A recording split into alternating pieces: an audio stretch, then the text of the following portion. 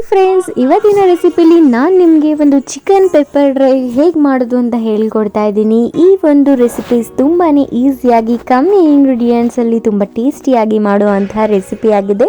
ಹಾಗೆ ಇದನ್ನು ಹೇಗೆಲ್ಲ ಮಾಡಿದೆ, ಇದಕ್ಕೆ ಏನೆಲ್ಲ ಇಂಗ್ರೀಡಿಯೆಂಟ್ಸ್ ಬೇಕು, ತಡ ಮಾಡಿದೆ ವಿಡಿಯೋ ಸ್ಟಾರ್ಟ್ ಮಾಡೋಣ ಬನ್ನಿ. ಅದಕ್ಕಿಂತ ಮುಂಚೆ ನೀವು ನನ್ನ ಚಾನಲ್ ಸಬ್ಸ್ಕ್ರೈಬ್ ಮಾಡಿಲ್ಲ ಅಂದರೆ ಪ್ಲೀಸ್ ಸಬ್ಸ್ಕ್ರೈಬ್ ಮಾಡಿ, ಇದರಿಂದ ನನ್ನ ಎಲ್ಲ ವೀಡಿಯೋಸ್ ನಿಮಗೆ ತಲುಪುತ್ತೆ.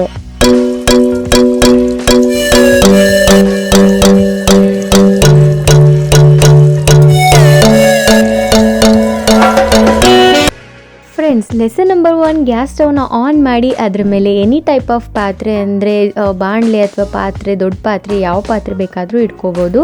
ಅದಾದಮೇಲೆ ಅದಕ್ಕೆ ಚಿಕನ್ ಹಾಕಿ, ಚಿಕನ್ನು ನಾನಿಲ್ಲಿ ಒಂದು ಅರ್ಧ kg ಆಗೋಷ್ಟು ಚಿಕನ್ನ ತೊಗೊಂಡಿದ್ದೀನಿ. ಆಮೇಲೆ ನಾನಿಲ್ಲಿ ವಿತ್ ಸ್ಕಿನ್ ಚಿಕನ್ನ ತೊಗೊಂಡಿದ್ದೀನಿ. ಈ ಒಂದು ಪೆಪ್ಪರ್ ಡ್ರೈಗೆ ವಿತ್ ಸ್ಕಿನ್ ಇದ್ದೇ ಚೆನ್ನಾಗಿರುತ್ತೆ. ಅದಾದಮೇಲೆ ಚಿಕನ್ನು ಮುಳುಗುವಷ್ಟು ನೀರನ್ನ ಹಾಕ್ಕೊಳ್ಳಿ. ನೀರು ಹಾಕಿದ ನಂತರ ಅದಕ್ಕೆ ರುಚಿಗೆ ತಕ್ಕಷ್ಟು ಉಪ್ಪು ಅಂದರೆ ಚಿಕನ್ ಹಿಡಿಯೋಷ್ಟು ಉಪ್ಪನ್ನ ಹಾಕ್ಕೊಂಡು ಅದಕ್ಕೆ ಸ್ವಲ್ಪ ಅರಿಶಿಣದ ಪುಡಿಯನ್ನು ಹಾಕಿಕೊಂಡು ಅದನ್ನು ಕುದಿಸ್ಕೋಬೇಕು ಅಂದರೆ ಯಾವ ಥರ ಅಂದರೆ ಇಷ್ಟು ಒಂದು ಚಿಕನ್ನು ತೆಗೆದು ನೋಡಿದ್ರೆ ಇಷ್ಟು ಬೆಂದಿದ್ರೆ ಸಾಕು, ಅಲ್ಲಿ ತನಕ ನೀವು ಇದನ್ನು ಬೇಯಿಸ್ಕೊಳ್ಳಿ. ಅದಾದಮೇಲೆ ನೀರು ಹಾಗೆ ಚಿಕನ್ನ ಸಪ್ರೇಟ್ ಮಾಡಿ ಅಂದರೆ ಬಸ್ಕೋಬೇಕು. ಸೊ ನಾನಿಲ್ಲಿ ಈ ಥರ ಒಂದು ಬಸ್ತಿ ಎತ್ತಿಟ್ಕೊಂಡಿದ್ದೀನಿ, ಅಂದರೆ ಚಿಕನ್ನ ಒಂದು ಸಪ್ರೇಟಾಗಿ ಎತ್ತಿಟ್ಕೊಂಡಿದ್ದೀನಿ. ಹಾಗೆ ಅದರಲ್ಲಿ ಇರುವಂಥ ಸೂಪ್ ಕೂಡ ಸಪ್ರೇಟಾಗಿ ಎತ್ತಿಟ್ಕೊಂಡಿದ್ದೀನಿ. ಅದಾದಮೇಲೆ ಮತ್ತೆ ಒಂದು ಬಾಣಲೆ ಇಟ್ಕೊಳ್ಳಿ.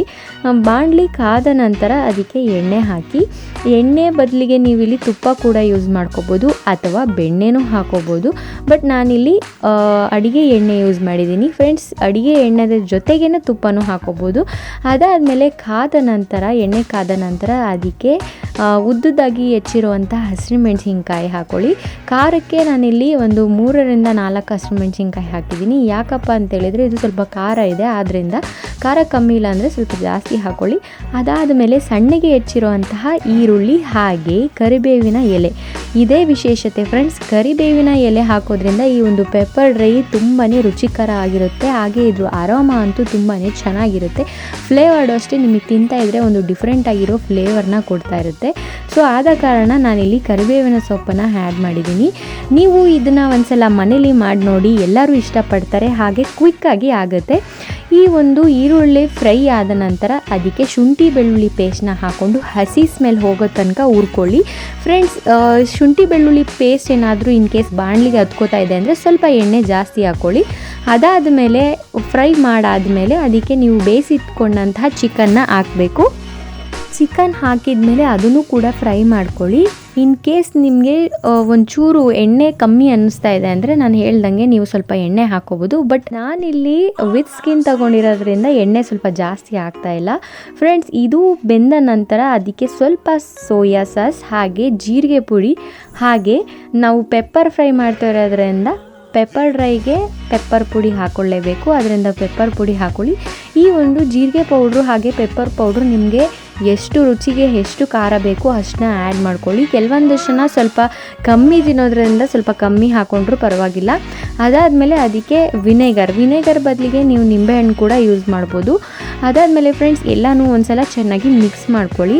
ಆ ಒಂದು ಜೀರಿಗೆ ಪೌಡ್ರು ಹಾಗೆ ಮೆಣಸಿನ ಪೌಡ್ರು ಎಲ್ಲದಕ್ಕೂ ಹಿಡಿಬೇಕು, ಚಿಕನ್ಗೆಲ್ಲ ಹಿಡಿಬೇಕು.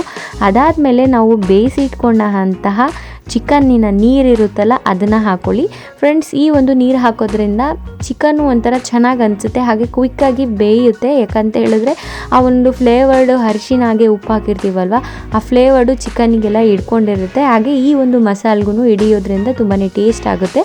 ಸೊ ಅದಾದಮೇಲೆ ಒಂದು 10 to 15 ಮಿನಿಟ್ಸು ಅದನ್ನು ಬೇಯಿಸ್ಕೊಳ್ಳಿ ಫ್ರೆಂಡ್ಸ್. ಎಷ್ಟು ತುಂಬ ಟೇಸ್ಟಿಯಾಗಿ ಕ್ವಿಕ್ಕಾಗಿ ರೆಡಿಯಾಗಿದೆ ನೋಡಿ. ಇದ್ರ ಸ್ಮೆಲ್ ಅಂತೂ ತುಂಬಾ ಚೆನ್ನಾಗಿರುತ್ತೆ. ಈ ಒಂದು ಚಳಿಗಾಲದಲ್ಲಿ ಈ ಒಂದು ರಸಮ್ ಅಥವಾ ಸಾಂಬಾರ್ ಜೊತೆ ಇದನ್ನು ತಿಂತಾ ಇದ್ದರೆ ತುಂಬಾ ಚೆನ್ನಾಗಿರುತ್ತೆ. ಇದನ್ನು ಎಲ್ಲರೂ ಒಂದ್ಸಲ ಟ್ರೈ ಮಾಡಿ ನೋಡಿ. ಇದು ಹೇಗಾಗಿತ್ತು ಅಂತ ನನಗೆ ಕಮೆಂಟ್ ಸೆಕ್ಷನ್ನಲ್ಲಿ ತಿಳಿಸಿ ಅಂತ ಹೇಳ್ತಾ ನಾನು ಮುಂದಿನ ವಿಡಿಯೋ ಜೊತೆ ಸಿಗ್ತೀನಿ. ಬಾಯ್.